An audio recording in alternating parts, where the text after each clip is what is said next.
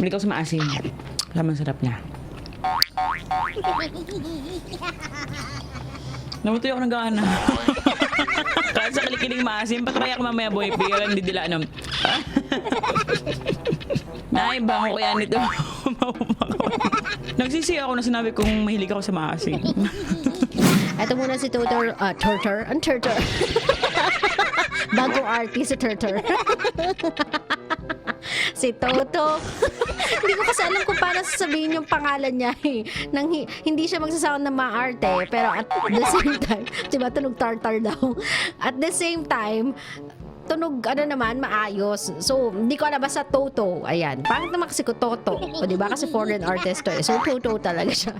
Kaya ng mga nangyayari dati, bay. Anong ginagawa pag napansin ng tatay? Na medyo binabae siya. Oo. Doon, naghahanda ng drum. Drum, sa drum. Tapos yung drum naman, nilalagyan ng Tubig. Tubig. Tapos ilulubog. Ilulubog, okay. Ilulubog na. Galit na galit. O sige, lusog, up. Ano? Lalaki ka na ba? Lusog! Lalaki ka na ba? Serena! Oy, good morning sa mga kapatid natin, sa mga kabisyo nating mga LGBT. Yan. Mahal na mahal po namin Good kayo. morning sa inyo. Love you all, mga Yun. te!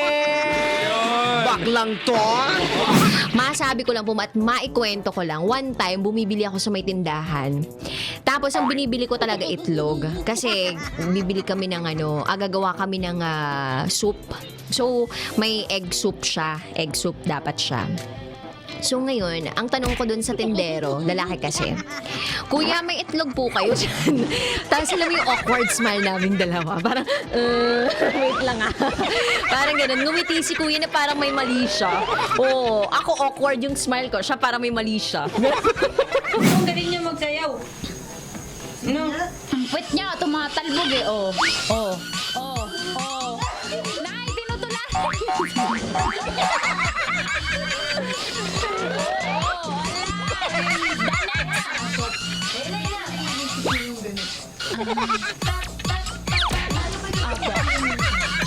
Ang going na.